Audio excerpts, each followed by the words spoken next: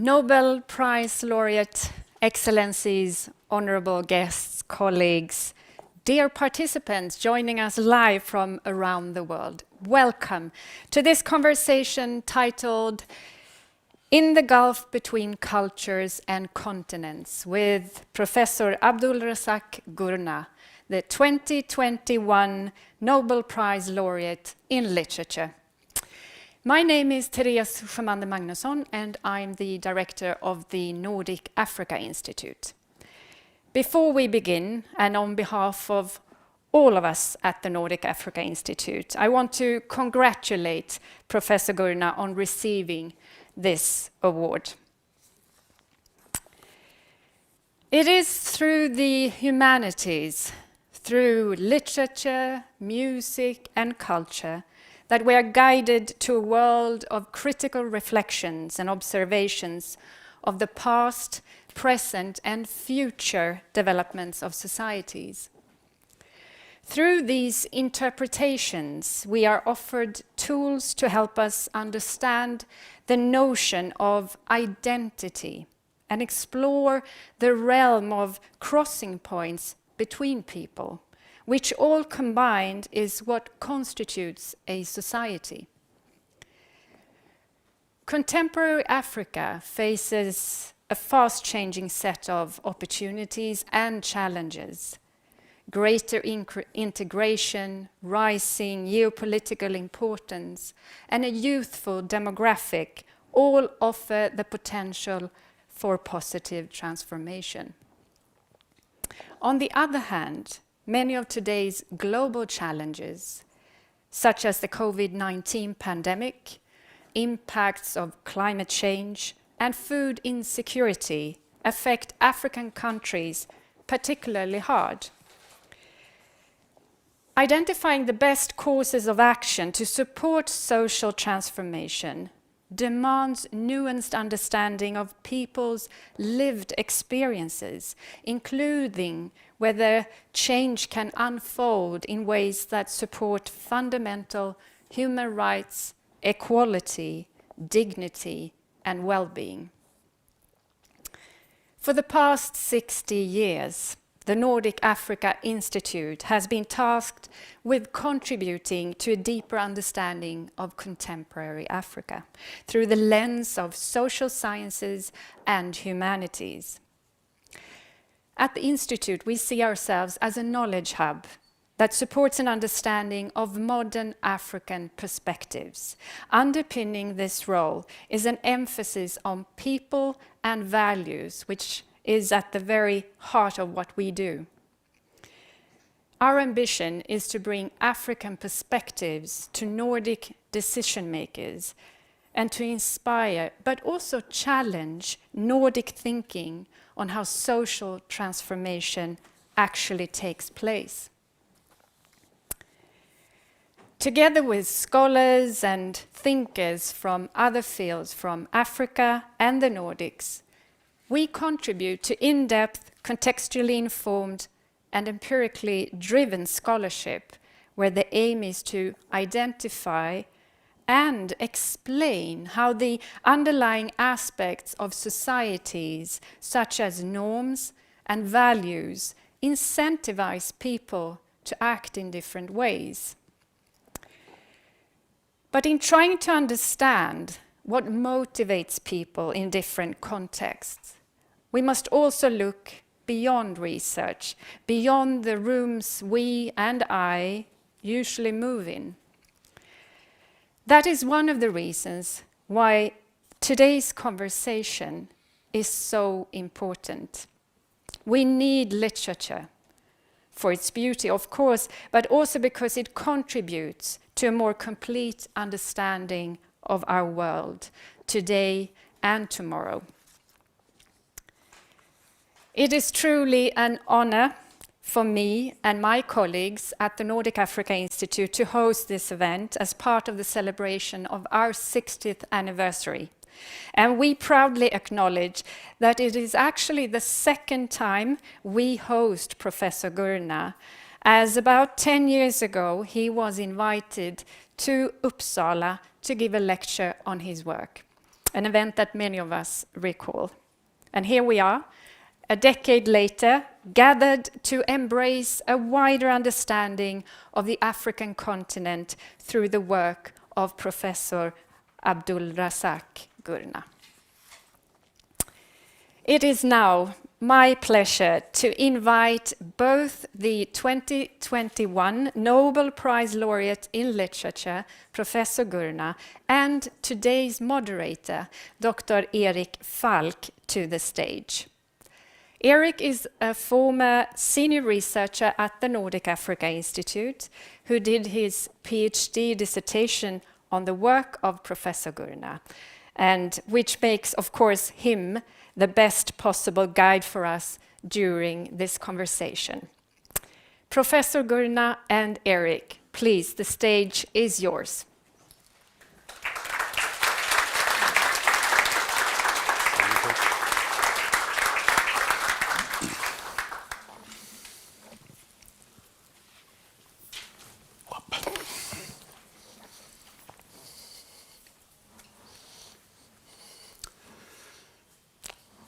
Hello, everybody. Sorry, just looking around and saying hello to everyone. Abdul Razak Gurna is the author of 10 novels. The first, Memory of Departure, published in 1987, and the latest, Afterlives, in 2020. Until his retirement, he worked as a professor of English and post-colonial literatures at the University of Kent. His academic work has focused on post-colonial writing from Africa, the Caribbean and India, and particularly on authors such as Salman Rushdie, Wole Soyinka and V.S. Naipaul. Gurna has contributed literary criticism to magazines like Times Literary Supplement and Wasafiri, for which he's been the editor since 1987. Abdul Razak, it's a pleasure to have you with us today. Thank you. And now, if I can ask you to give your introductory remarks. Okay. Yeah, so first of all, I don't understand what this lectern is here for, because I assumed when I first came into this room that I was going to be standing behind here, hiding behind this object, so that I could be protected from any missiles from you. But apparently not. Of course, it's a great pleasure to be here, to be welcomed in such a way as I have been, and to address you and to address the other people who are participating in this event virtually, as we say these days. All right, so to begin with, I think I would address the general issue or idea, as it were, under which we're gathered here, which is to think about, to some extent, to think about the world we live in and its current concerns, amongst which, central to which, is people moving around the world, moving around the globe. Whether we call this migration, or which is a peaceful thing to do, or in many cases where we have forced movements of people as refugees, or as maybe another word might be appropriate in some cases. At times it seems to me that we misuse this word, refugees, to describe any kind of displacement or any kind of movement. In the process, the word burst loses its power, but it also, in some cases, I think, diminishes the particular plight of people who are really refugees. That is to say, people whose lives are in danger, or whose cities are being destroyed by war or by state violence. So there may be other words that we can use to actually distinguish between that and other kinds of movements, which are also necessary for other reasons. So this is not to say here we provide value for this movement, which is somehow of greater value because it's forced through war, as opposed to is forced through need, or indeed is forced through aspiration or a desire for something better than the conditions in which people find themselves. I think these are all quite legitimate reasons for mobility, for wanting to move, for wanting to go elsewhere. It's nothing new. Human history is all about such events. It's nothing new. Indeed, if you think back over the last 400 years, the millions of people from Europe who have left Europe to go elsewhere across the world, in some cases to violently expropriate other people's lands, and in some cases to do worse than that, to exterminate before appropriating other people's lands. It's nothing new, and nothing can bring that back to the point where we say, hey, you stay at home, and we'll stay at home. But it is quite remarkable that in the last 100 or maybe less than 100 years, you see a movement from the formerly, shall we just be blunt to say, the formerly colonized spaces of this world, people from there making a similar journey but in this direction, and what a panic this causes. And the panic, to some extent, is so extreme that it ends up criminalizing such movements, making it seem that these are driven by some kind of malicious impulse, rather than seeking safety or indeed just simply seeking a better life. So this phrase, economic migrant, sounds like you're committing a crime, whereas in fact it's nothing less than what millions of people have done over centuries, and certainly over the last 4 centuries. We are now in a situation, I think, where this phenomenon is kind of, a phenomenon of our times. Not because migration was absent before, but because migration now is in the face of those very societies that can actually accommodate groups that migrate, but which in some impossible way seem to find a deeper inhumanity than you could have imagined to say no. Even when lives are in danger. Even when you see people forced into recklessnesses,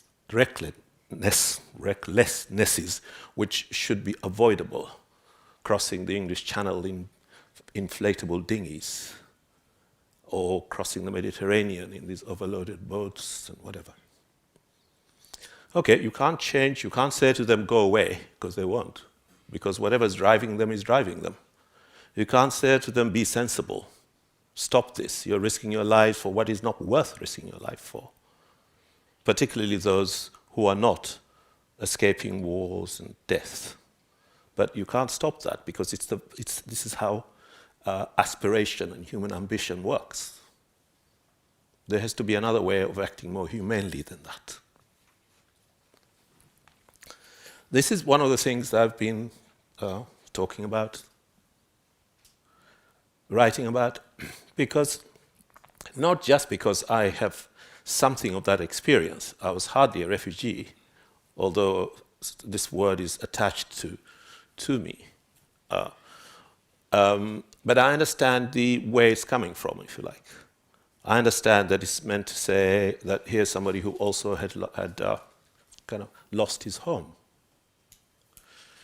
Which is why I started by wanting to be a little clearer about what we mean by refugees, and not to lose the sense of the dire state and situation some people are in now. And not to say that any displacement constitutes a matter, of life and death.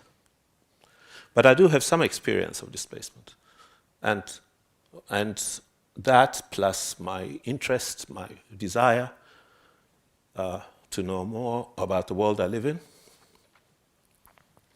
and my sense of the injustice of preventing or not offering hospitality. This is one of the reasons why this is a subject I'm engaged by and write about. But of course, I come from Zanzibar, as you know. I don't know if anybody mentioned that, but if they didn't, I'm mentioning it now, but you might have known that anyway. But anyway, I come from Zanzibar, and there's something about Zanzibar which is part of my thinking. It informs me. I grew up there, but also There's something valuable about, at least, the Zanzibar I grew up in, and one or two others here where I grew up in, which I want to recall and keep alive in what I write. And I suppose I think of this as something to do with a unique, how can I put it, cosmopolitanism, I suppose. We tend to think of cosmopolitanism as some kind of European invention in some respects, something to do with how globalization or something like that, as if the source of it or the center of it or the core of it is situated someplace, maybe in the Mediterranean or something like that. But I would like to suggest that, in fact, we're dealing with cosmopolitanisms, which have their centers elsewhere, everywhere, and form their own networks and their own webs and their own self-sustaining cultures, if you like. And I think of the Indian Ocean as one of those. And so I situate Zanzibar as part of that cosmopolitanism. And I don't think I'm doing anything dramatic or clever or stretching anything, because of the way in which centuries of movements, of exchange, if you, like me, grew up in Zanzibar, you would have heard several languages being spoken, several religions being practiced, several cuisines being, as it were, shared, and several families, one family in the sense of one related family, having members on the East Coast, and in Mombasa, in Aden, in Muscat, in whatever, the Gulf, perhaps Bombay, perhaps whatever. And the back and forthness of this is part of what both illustrated this kind of cosmopolitanism I'm speaking about, but also sustained it, because it was renewed by this movement back and forth. So in my writing, in my work, I want both to talk about that, not as an example to anybody else, because it's not the only, as it were, literal in which such exchanges take place. I don't want to say, here's something unique. Look, it's great. I'm wanting to say, here's something like what happens in other places too, where such movements and such exchanges constitute its own self-sustaining self, which is not dependent on Coca-Cola or indeed on globalization as we normally use that phrase. And also I want to remember it. I want it to be known about. I guess if you really wanted to use a word, which I don't, you might summarize this by saying something like identity or anything like that. I get very nervous. In my notes here, I see identity, which are not mine, but a useful guide to what I might talk about. But I do want to make sure that this sort of experience or this sort of knowledge or this sort of possibility is not lost in a kind of general summary of what constitutes Africa or African culture or African nation or African history. I want such things also to be known. Thank you.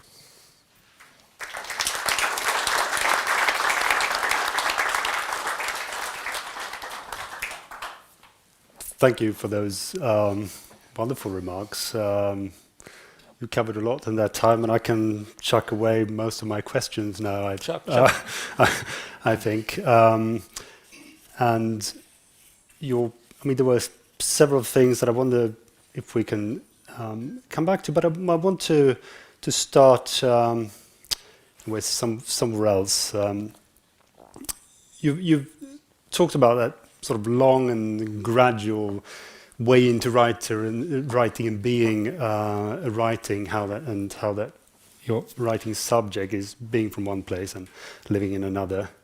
And I'm curious as to, were you began establishing an academic and writing career, were you always sure that there would be a next novel? Could you always trust that there would be a sort of a next novel that after a sort of long inroad into writing? No, I couldn't be sure at all. In fact, it wasn't the case that I thought they're all waiting to be written there. It was quite hard work, actually, writing. And very often after a book is finished, I think, right, that's it, the cupboard's empty. Nothing more is coming now. It's not so much exhaustion as I think, I suppose, self-doubt. You think, well, there's nothing there to say. What have I got to say? And then something comes, and then off you go. Right. And how does it come? Is it different every time, or are there? Sorry? How does that come? Those topics? How do they come to you? How do you find them? Well, after they've come and been done, as it were, it seems sort of kind of easy to imagine how they would have come. I think, for example, the first book I wrote, Memory Departure, clearly was about trying to write about the very circumstances that had made me feel that the most sensible thing here is to leave. But I don't think when I started to write that I thought, I know what I'm going to do, I'm going to write about that. I knew that I wanted to write about what it was that I'd left behind, and why it was that it was necessary to leave it behind. But that doesn't mean I knew what I was going to write. Or rather, when I started to write something like Pilgrim's Way, I knew I wanted to write about the experience of living in England. It wasn't so much about how I felt, although I used what I knew, but also you hear people, you hear stories, people talk about their experiences and so on. And you imagine, because that's what writers do, you imagine what you don't know or what you don't have as an actual experience to speak about. So I guess in the early stages of a writing career like mine, I really was just sort of not sure. I knew a general subject that I wanted to write about. But these things with practice, as you can expect, they become, if not easier, then they become, you can approach them in a more organized way, as it were. And there is time, and there's more time than you think when you're in your 20s. You don't always realize that there is more time than there is. And I think I learned not to rush. I learned to wait for the idea to hang around and mature and so on. So in this, the writing process became easier in some ways, less anxious. Like what am I going to do next? Because in a way, there are always various things that are waiting in the back of your mind to be dealt with, and it's not always the right time. So you sometimes have to wait for the right time because you don't know enough, or you're not in the right sort of place, in the sense of you need to go somewhere in order to freshen your thoughts about it. But then the right time comes, and like I said, off you go. Yeah. And then there's sort of the different ways that you've worked with literature, as an academic, as a writer, as a critic. Sort of three different lenses, as it were, to literature, something like that. Mm-hmm. I think you touched upon that in your introduction, where you mentioned identity. I mean, those labels, those categorizations that perhaps academics work with or critics work with, that a writer might not be very fond of. I mean, how have you dealt with that in your? Do you separate your different selves, or how do you feel about sort of thinking about those categories is one part of your work, and then maybe pushing against them from another? It wasn't difficult, really, because they're quite specific and different processes. So it's not impossible to keep them separate. I know that in terms of aspiration, as it were, when I began to think seriously about writing as a possible enterprise, because it's not something you can just say, I want to be a writer. This doesn't mean you're going to be a writer. You have to, in any case, even if you say that, it doesn't mean that if you're serious about it, it doesn't mean that you really believe what you say. So it's an aspiration rather than sort of like, I'm stepping off this because I'm now going to do this kind of thing. And then, of course, you have to persuade others that you are one, even if you persuaded yourself. So at some point, when I kind of persuaded myself anyway that this was something I aspired to, was kind of like more or less the same time as I persuaded myself that as a career I want to be an academic. I was writing my PhD dissertation at the same time as I was writing Memory Departure. But it didn't mean I was writing with one hand with this and one hand with that. It meant that while I was working on this, I was working on this. And then as you can imagine, there are certain moments when it's possible to say, right, I'm now going to put this aside and I'm now going to work on that. And that's how it was possible to do both things. And what helps to a certain extent is that these are quite specific activities. They're different activities. They're not similar activities at all. So it wasn't difficult to. In later times, it was easier because as an academic, you have lengthy or relatively lengthy vacations when you have to do your research, or you might have study leave or whatever. So it was possible to separate them in a real sense, and to say, now I'll be writing that. I never tried to write during term time, for example, because there's too much going on. But I would write during vacation or study leave, like that. What does that, then related to that, coming into literature, working with literature, sort of in these different ways, how does that shape one's or your view of what kind of literary traditions or currents that you feel part of or attached to? Well, again, that was not a serious problem. I have a wide interest in literature, and my interests have always been in, for example, modernist literature, as well as African writing, which is what I did my PhD dissertation on.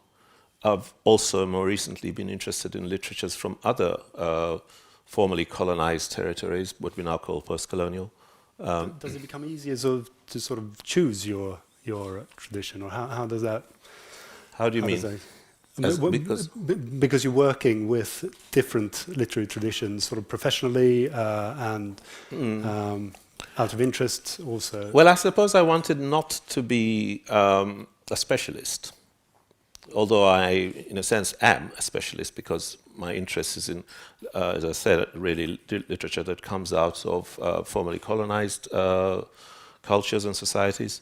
But not only that, because I don't see these things as only having one source. After all, one of the reasons we are here talking, or you were talking in English, is because we were colonized by the British.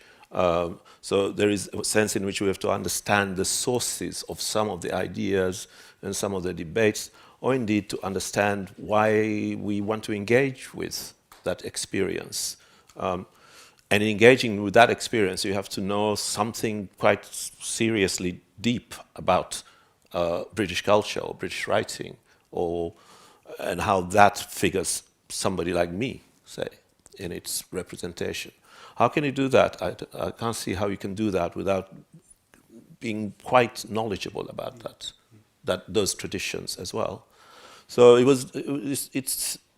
that's to make a practical argument about why it's a good idea not to be boxed into a territory, as it were, But in any case, I'm interested. I want to know about Wordsworth and Byron and whoever. It's not just because it tells me something that I find useful. I'm interested in literature. I want to know about Schiller and Goethe and whoever. Right. Yeah. Therese spoke of the potential of literature to give us a more nuanced understanding of sort of history and the present, and it seems to me that your novels do this in at least two ways: by introducing readers to a region that they might not know very much of already, and then by showing, like all great literature, how many faceted and complex human experiences.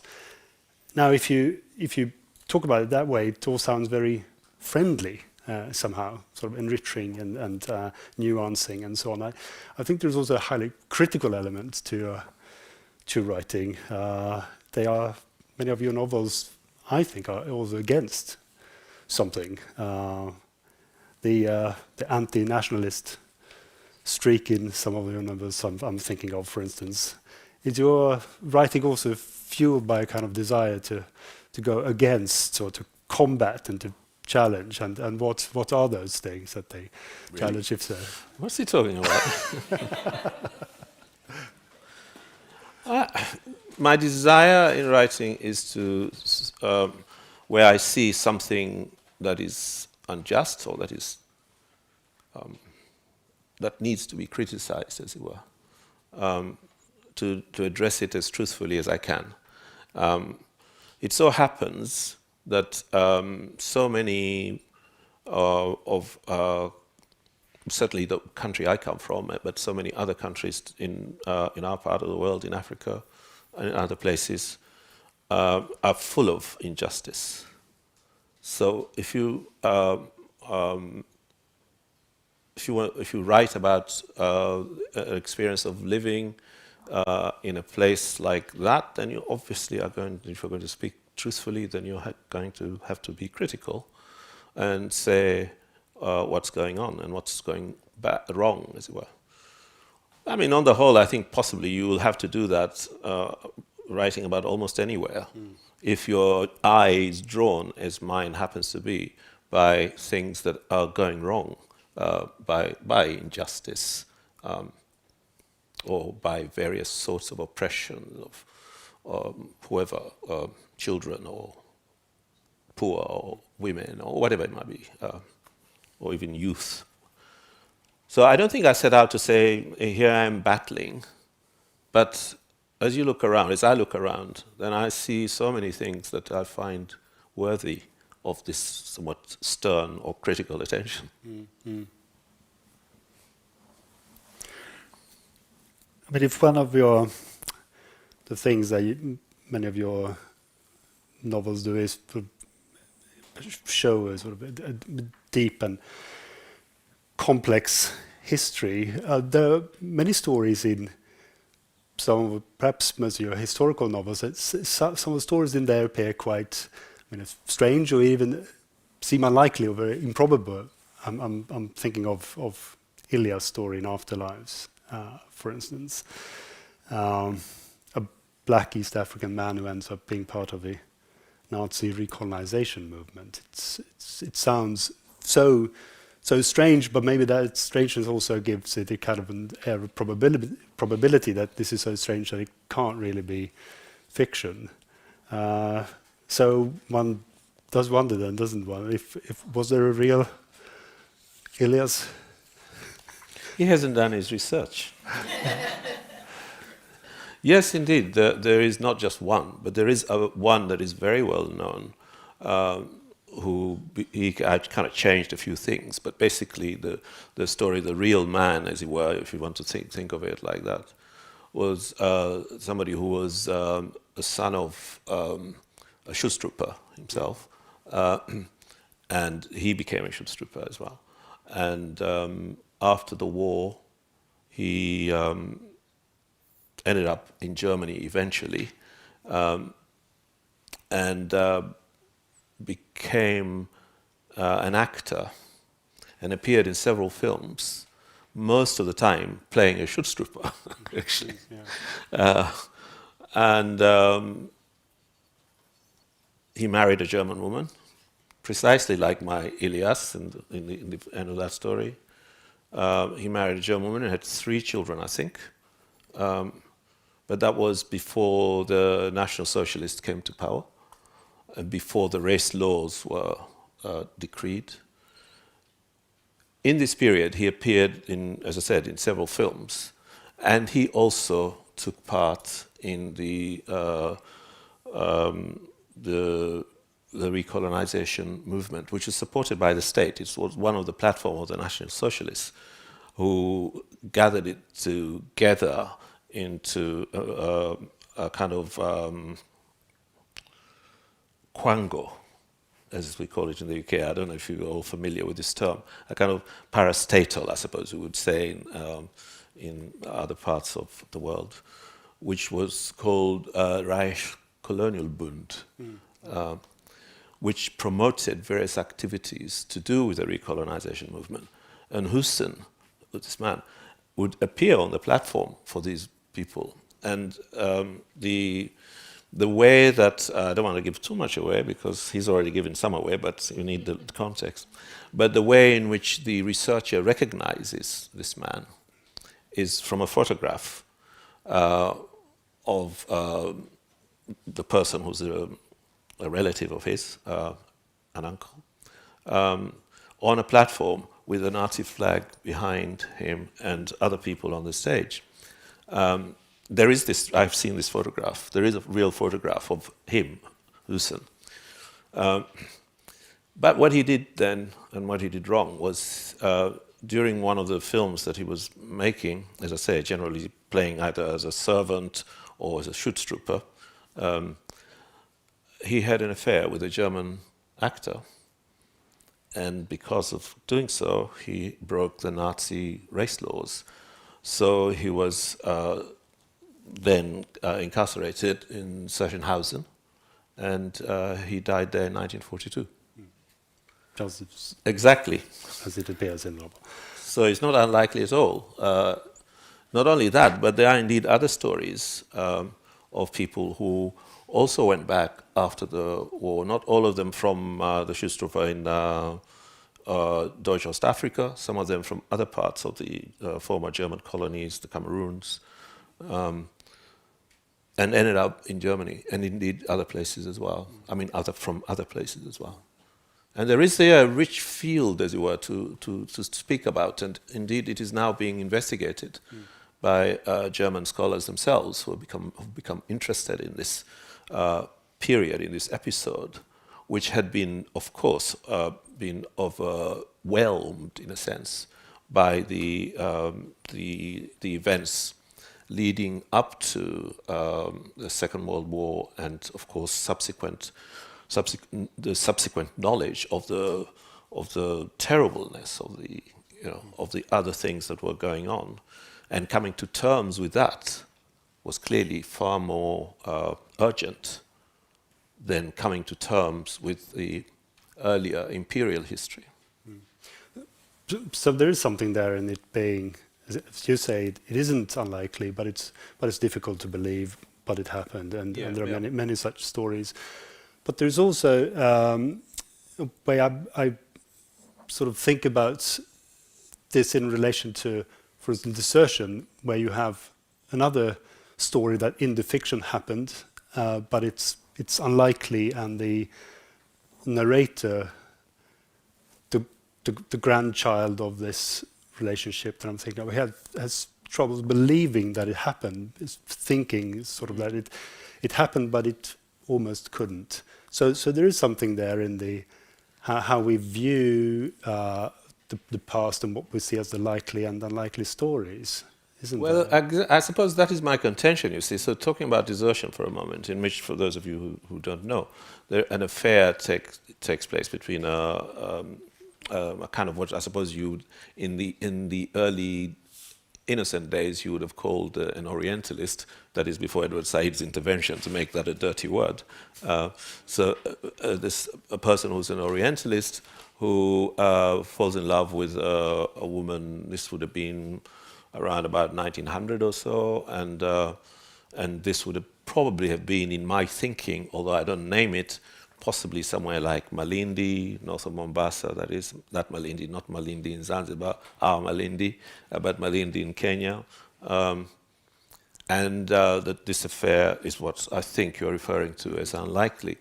I guess my contention is exactly that it wasn't unlikely, but that somehow ways of writing or of narrating the European experience, particularly the male European experience, suppressed these sorts of encounters or these sorts of relationships.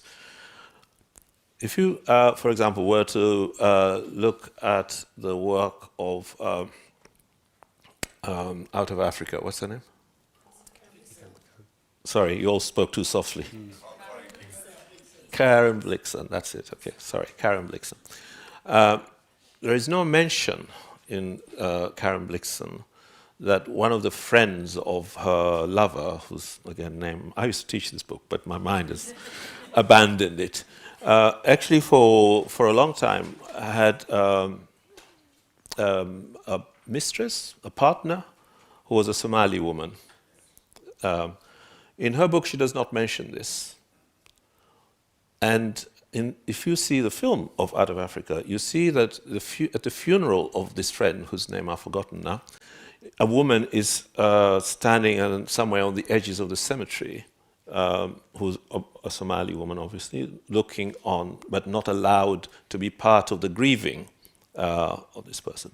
Now, there's no mention of that in Out of Africa, but there is mention of that in The Shadow on the Grass, which is a later book that Blixon writes, which is a series of exchanges with her former servant, Farah, who appears in Out of Africa, in which this mistress is mentioned. So what I'm suggesting really is that such stories were simply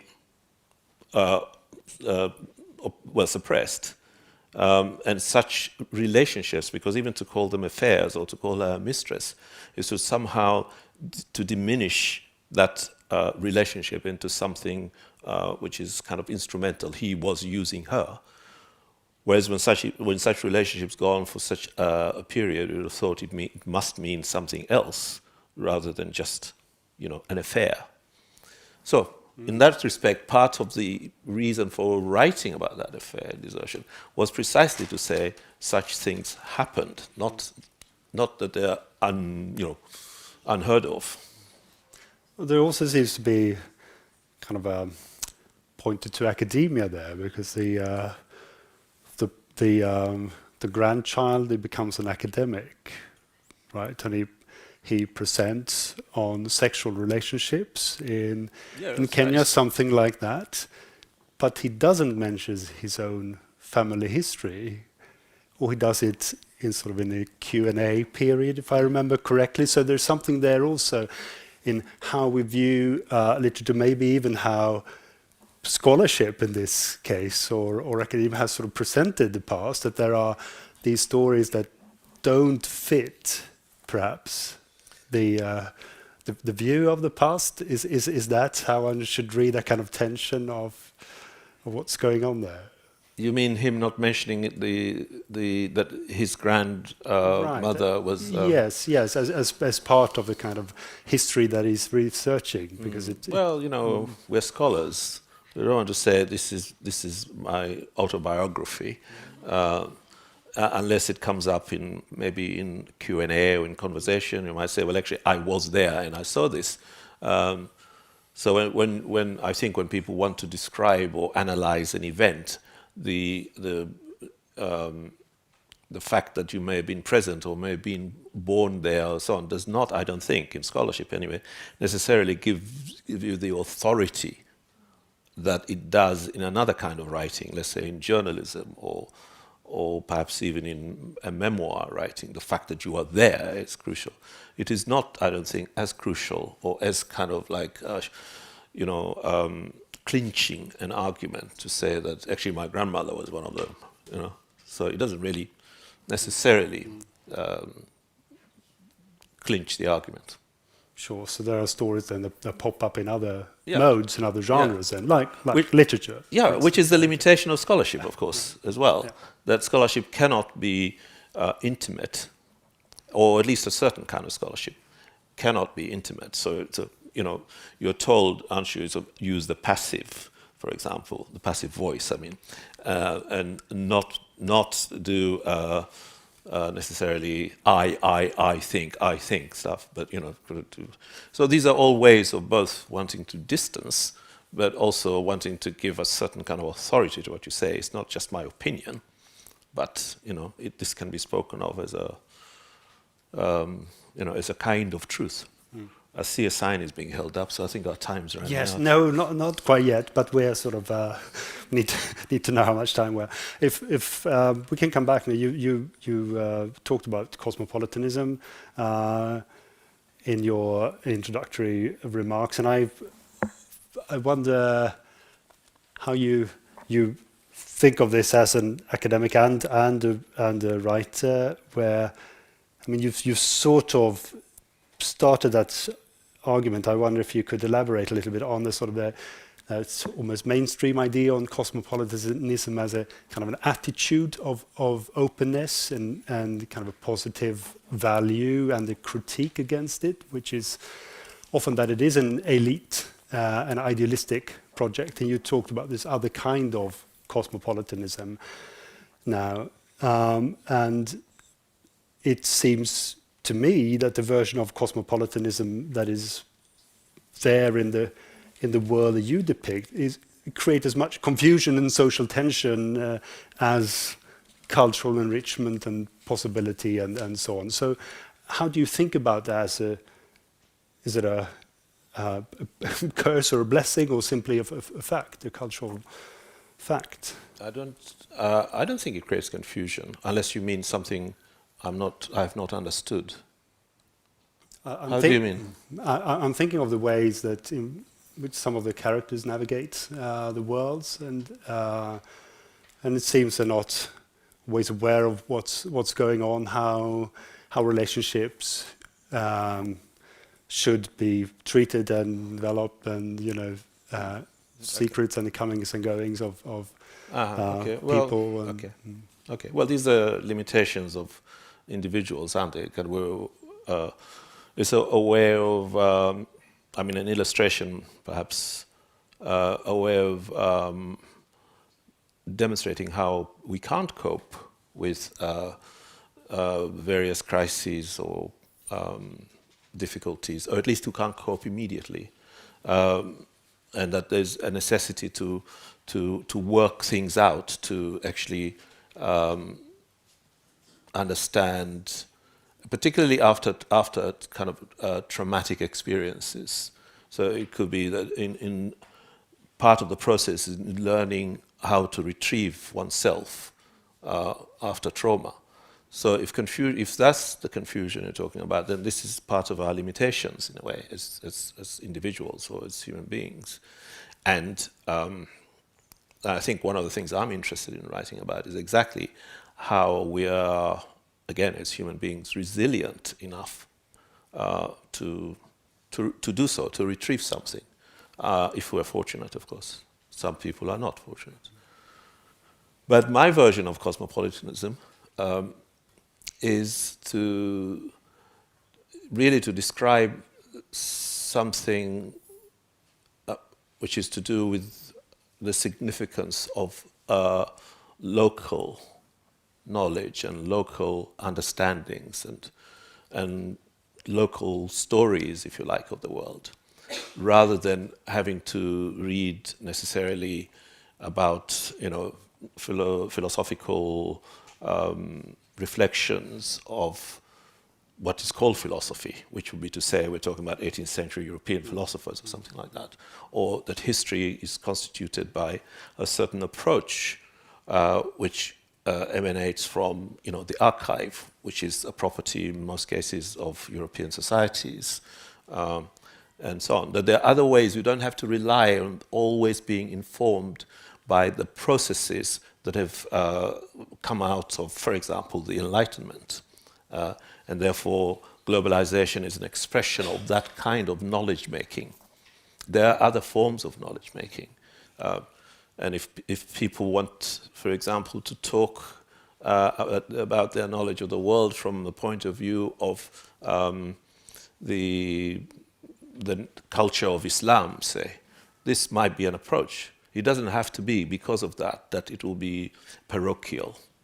So I'm talking about the significance of local knowledge, which in this way of thinking, of course, not my way, but the more regular way of thinking about cosmopolitanism, any knowledge that is produced outside these processes that are familiar to Western epistemology are parochial forms.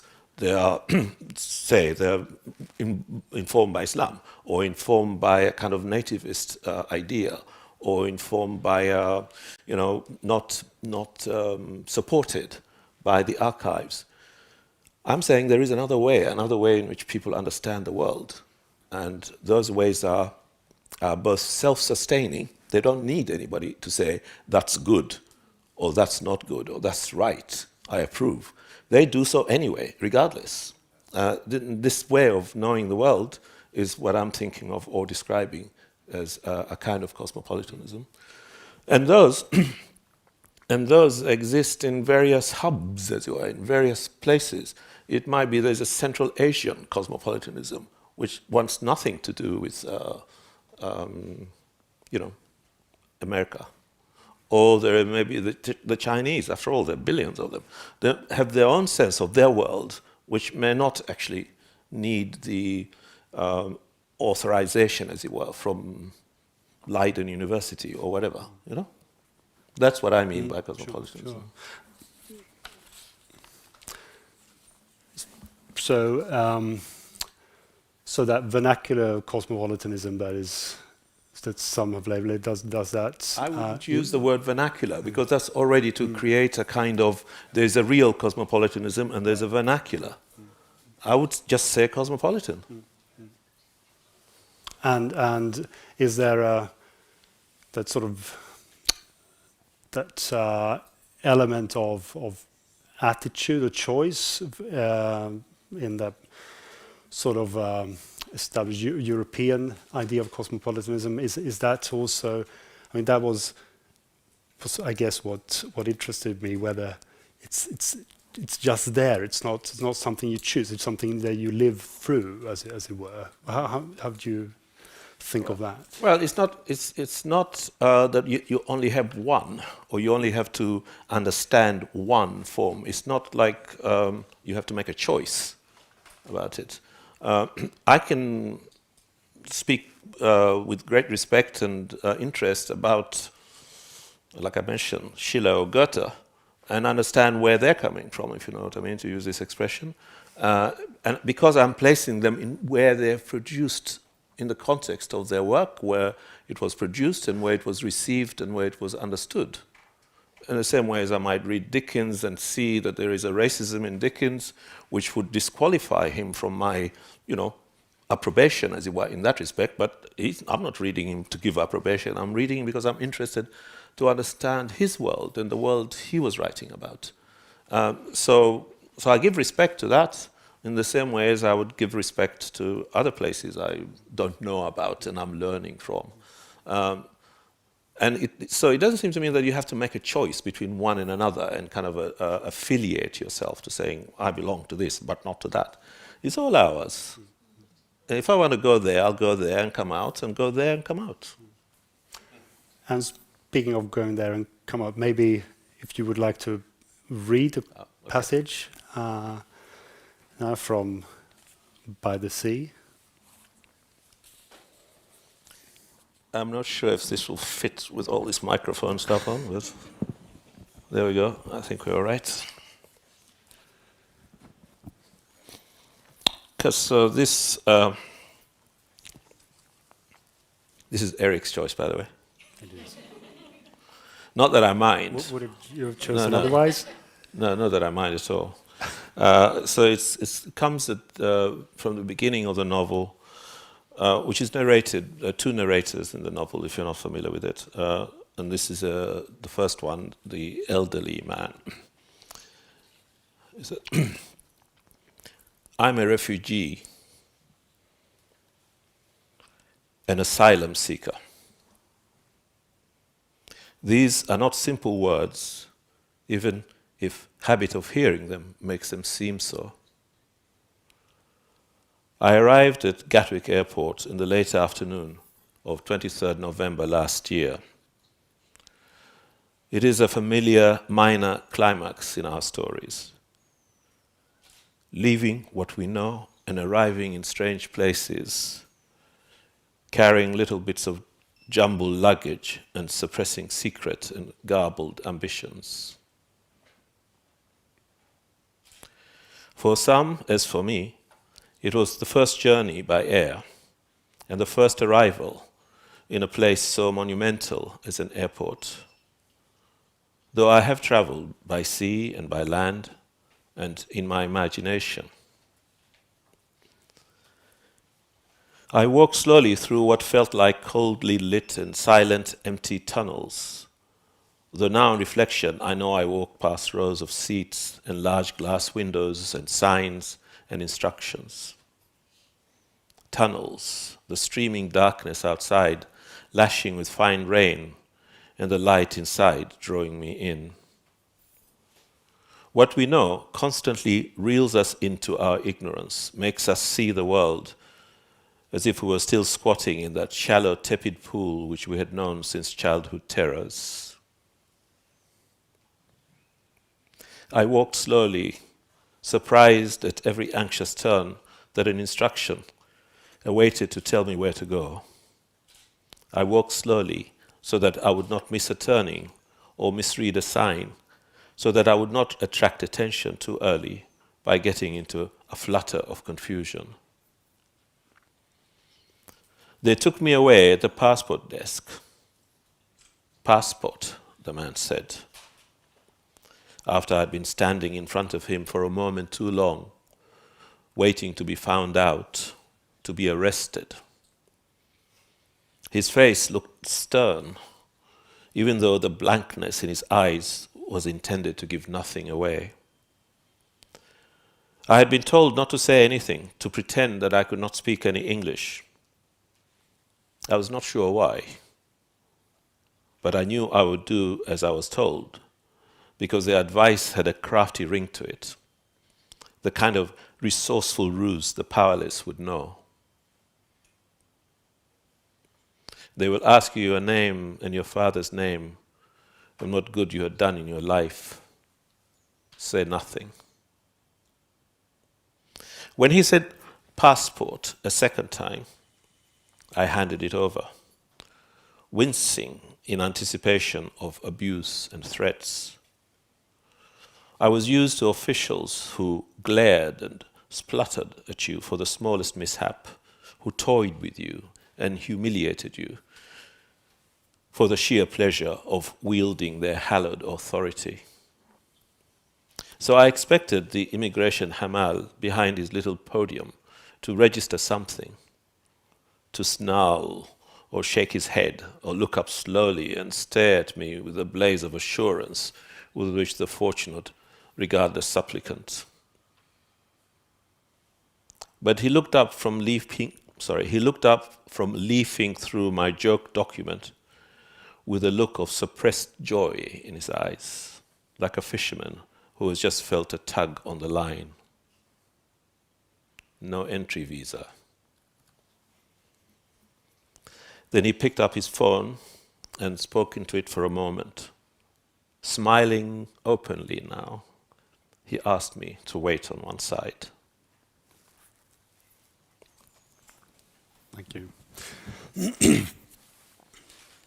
So that is the refugee, and you said maybe one should be careful with words here. But one of the things your novels do, of course, is portray the very different and sometimes entangled reasons, I guess, for migrating and moving and leaving. And one of the experiences of migration, as you have written in Writing in Place, is living with contradictory narratives. And you write that this leads to more complex ways of knowing. Could you tell us a little bit what you mean by that? Complex ways of knowing? Sure. And what is the kind of value of that? Sure. Okay. Yes, I believe that. That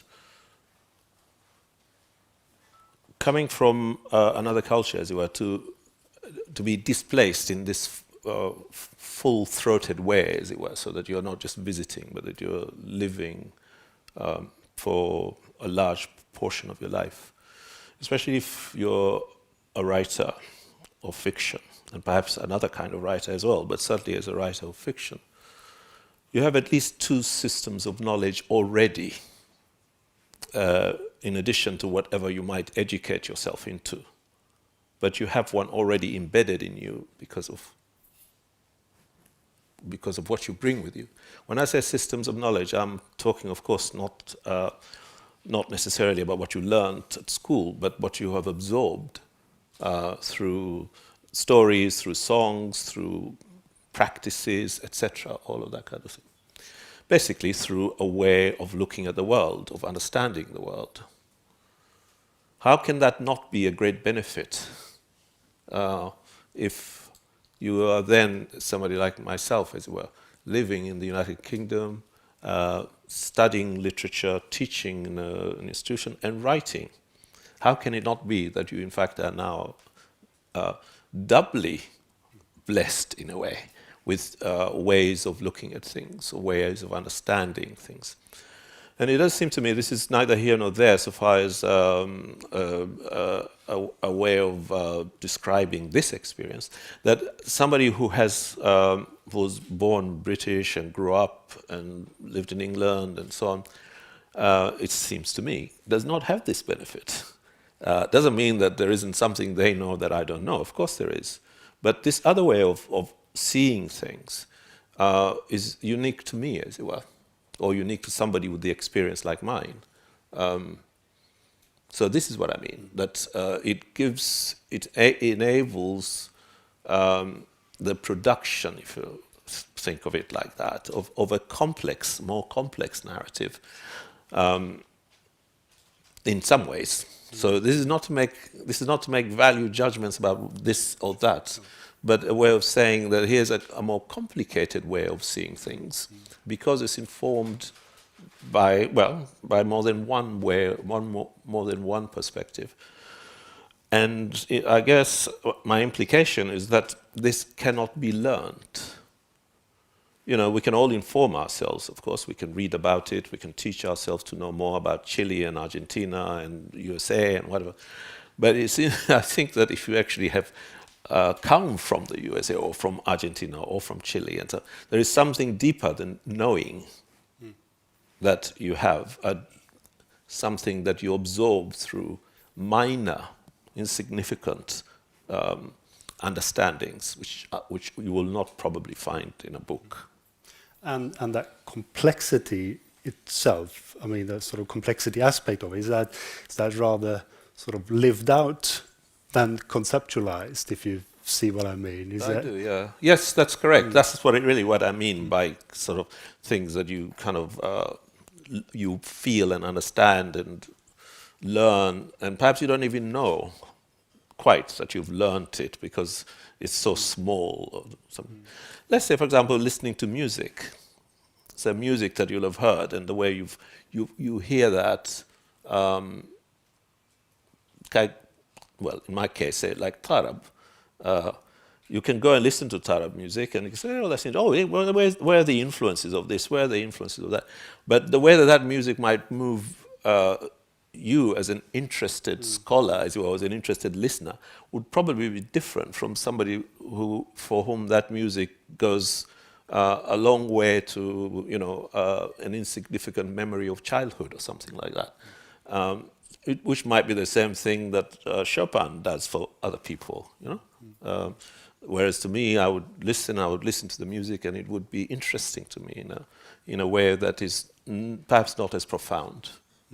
I mean something like that. I don't know if that example works, but I mean something like that. So you're not even perhaps aware of what you know, of how it is that this thing works, and therefore since writing is often not fully rational or conscious, or what you bring to it, what inflection comes into the writing, isn't always deliberate. That's the word I want. Although I always claim it is, you know. But in fact, it isn't always deliberate, and some of it comes out of some unreflected on understanding.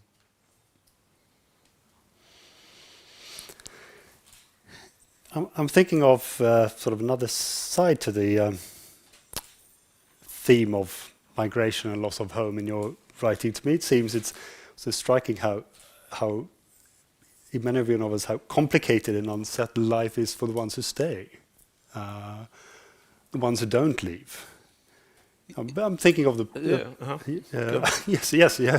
Go on. Just to sort of to illustrate, I'm thinking of the pregnant wife left behind in The Last Gift, or the protagonist's father in Gravel Heart, and of course Afia in Afterlife. So I mean, there are many characters like that. So it makes me wonder whether sort of depictions such as these, if they somehow upset or go against the kind of an easy pairing of home with belonging and away with unbelonging, or something like that. Is there something too simplistic about that kind of binary or contrast of? No, Eric, you wouldn't say anything simplistic, would you? No, it's not. But it's not the only way of thinking about it. I have for years debated with myself the question: is it better to have left, or would it have been better to stay? Yeah, and I bring this in the writing. I mean, say, for example, in Desertion, there are two brothers. One leaves, one stays. In several of the books, they're both. There's one who goes, one who stays. Because I think it's a debate I have with myself, too. Saying, okay, what happens to the one who leaves? Well, that alienation, estrangement, perhaps recovery, maybe, if all goes well, etc. People learn to live and learn to make a life. What happens to the ones who stay? Well, they too have to learn to make a life, right. And that kind of thing. So I suppose in the end, I'm still unresolved so far as this question is concerned. But it remains a live question about in situations of distress, or I don't mean special distress, but sometimes particular distress. But in situations where people are under pressure, is it better to go, is it better to stay? Not to make the simple argument of stay and help your country develop, because very often there isn't the opportunity to help your country develop, even if you wanted to. But on the other hand, you go where? When they don't even want you, where you're going. And the opportunity to make a contribution is minimal, because they don't actually need particularly your contribution. So what should you do? So anyway, these are ongoing debates that I have, and they work their way into the fiction. Right. Yeah, and I'm wondering whether that's also something to do with a kind of a label like migrant or migrant writing or migrant writer, that you separate a theme out, but what you do is showing, but they are connected. The ones who leave, and then there are people behind, and there is a relationship that either stays there, transforms into something else, or it's broken, and in any way, it's has to be dealt with, both for those who left and for those who stay. Sure. So I mean that fascinates me. But another central theme, I believe, of your novels is family, and the stories in your novels, they stretch over generations to sort of play themselves out in the family dynamics that go over generation. And to me, much of the pleasure of reading your novels is looking at how families work in there, the kind of the love, the abuse, the gossip, and the kind of different relationships and transactions and so on. But it seems to me you're also very interested in the ones who are left outside families. There are quite a few orphans or familyless individuals in your novels. You know, Mariam in The Last Gift or Hamza in Afterlife. So what is that so fascinates you about the family and its limits or exclusions? Well, I suppose it's the organizing unit of the society. So it's, if you're thinking about societies, then to talk about families and their small concerns, these are not people who are, as it were, on a heroic stage or something like that, but kind of how people live, and the way those concerns, love can be oppressive. Parents who love their children end up oppressing their children. Or people oppress each other when they don't mean to. Secrets in the family become corrupting, etc. All of these ways in which what might seem like an uncomplicated social structure, as it were, it is a definitive one. It is what we are. Has its quite serious difficulties and problems. So that interests me and fascinates me. It becomes also a way of opening up issues without having to talk big politics, unless you want to, without wanting to appear to be addressing social issues in a broad sense. We can still do so by focusing through individuals and through small people and their concerns.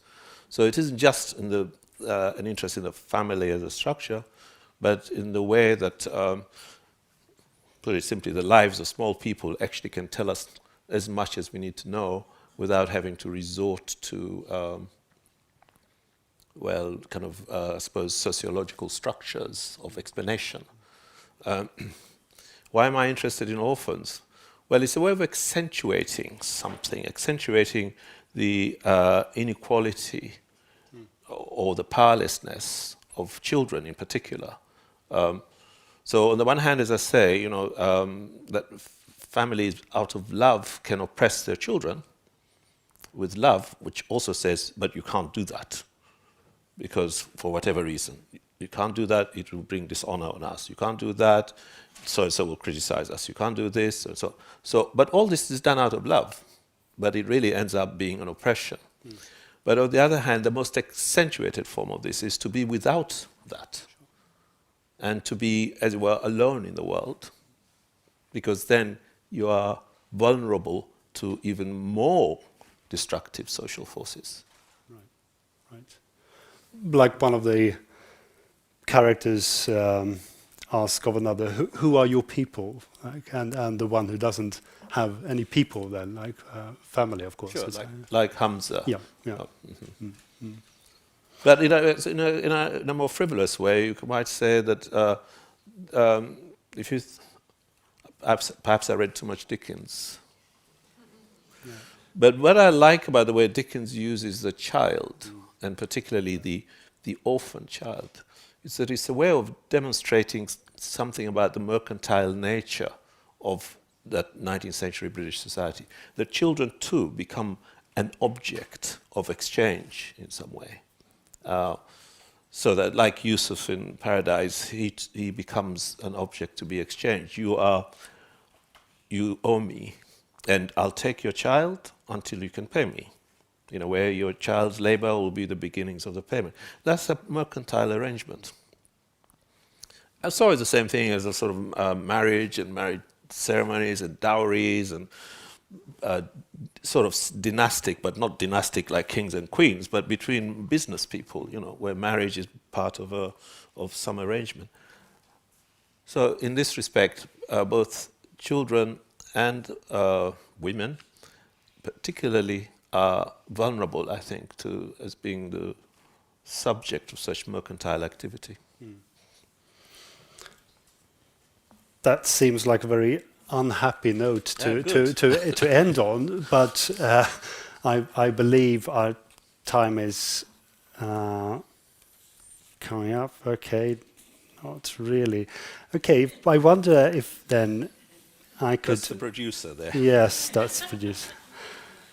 So, could I ask you to end on kind of a note of speculation, to come back to that idea of a literature and nuancing and nuancing of understanding. If literature is its own form of knowledge, and one of its values is that it can present the human experience, whether it's migration or family life, as we've been talking about, I think there is perhaps a fact to lament that this knowledge isn't very often welcomed into sort of broader public debates or political circles or policy making and so on. So this is what I would sort of ask you to reflect on. One could wish perhaps that politicians read more novels, in order to sort of take into account that knowledge that's there. But in comparison to these kinds of expression and information, literature seems perhaps a bit weak, not able to make itself heard loudly and often, heard enough and loudly enough.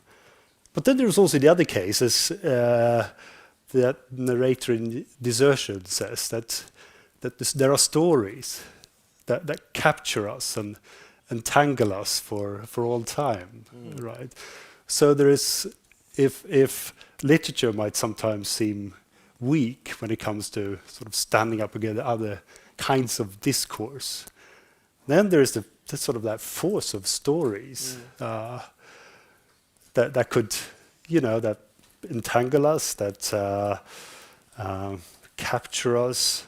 So there's an immense power there. Could I sort of ask you to end by reflecting on that topic of the force of stories in, perhaps vis-a-vis other modes? Yeah, although I don't think that we need to make a special case for literature. It seems to me that literature is going pretty well. And that not only do we... I don't know about politicians. I expect they do read a lot of novels, but I don't know which kind of novels they read. But maybe that's the kind of thing you might work on. What novels should we make politicians read? They probably do read. Or do they? I don't know. He's nodding. So A few of them. A few of them read. But I don't feel as pessimistic as you sound about it's the way literature or writing is transmitted or transmits itself. It does seem to me that it's healthy enough. People read. It surprises me how much people read. For example,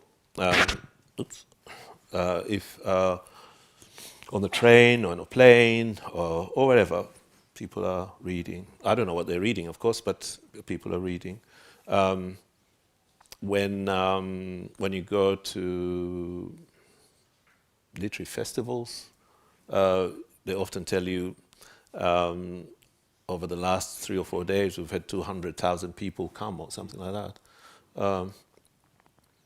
So I'm not pessimistic. I think people read, and I think those looked for effects that you're describing of the power of literature to reach and to address and to evoke, I think that happens too. So I'm not pessimistic at all. I think it's not something that's going to go away. We're going to be around for a while with our little books, doing our little things. Right. I'm happy to hear that. That also seems like a better note to end on then. Okay. Your optimism, there's no... Cheer up, Eric, cheer up. Okay, great. It's been lovely talking to you. Thank you so much. Thank you very much, and thank you too.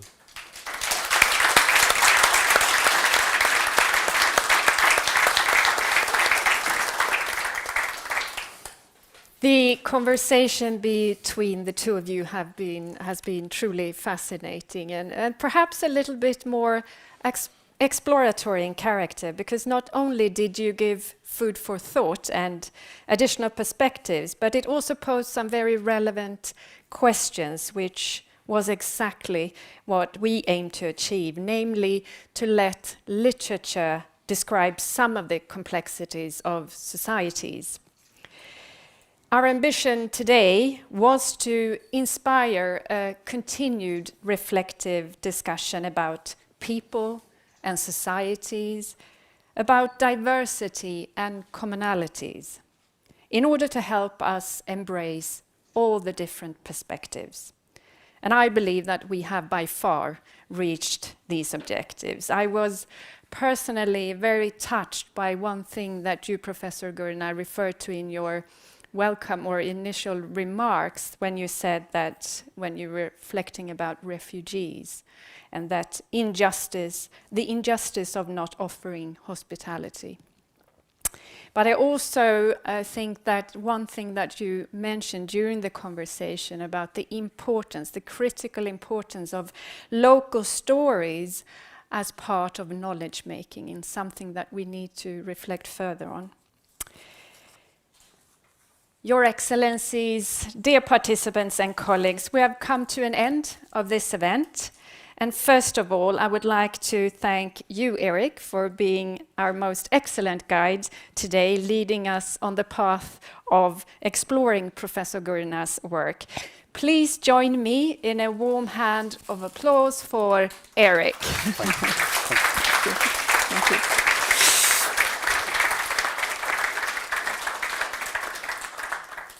And now, on behalf of the Nordic Africa Institute, it is my privilege and honor to thank Professor Gurna for sharing so many aspects of your lifelong work as a writer with us. But let me first, for a brief moment, take the audience back a few months to when the 2021 Nobel Prize laureate was announced. My colleagues and I were very pleased to learn that you had been awarded the prize. As many of us recall your visit to the Institute. So we decided to reach out to you to see if perhaps we could invite you to share your work with us again. And despite your very busy schedule, as I'm sure I was not the only one who tried to get hold of you, you replied immediately that yes, of course, I would like to do something with the Nordic Africa Institute, as you remembered very well the visit to Uppsala about 10 years ago. So thank you again for sharing your thoughts here today, indeed contributing to a deeper understanding of a wide and very diverse continent. Now, to show our appreciation, we wanted to give you a special gift, which led to a long internal discussion on what we possibly could give a Nobel Prize laureate. We decided that we wanted to hand over a special but non-material gift to show our gratitude. Let me therefore hand over a picture of our main meeting room at the Nordic Africa Institute. Professor Gurna, please. Thank you. There you go.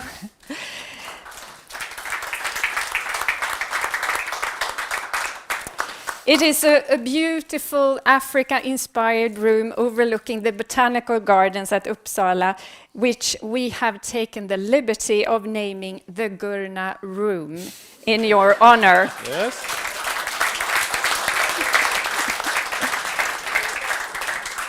Here it is. With all the nice staff joining. We will continue to use, of course, this room for sharing thoughts, perspectives, and knowledge, and a laugh, of course. And if you're ever in Uppsala again, please come and visit. I can sleep in that room. Oh, yes, of course. And now, some flowers for you also. Please join me in a warm hand of applause for Professor Gurna as well. Thank you. Thank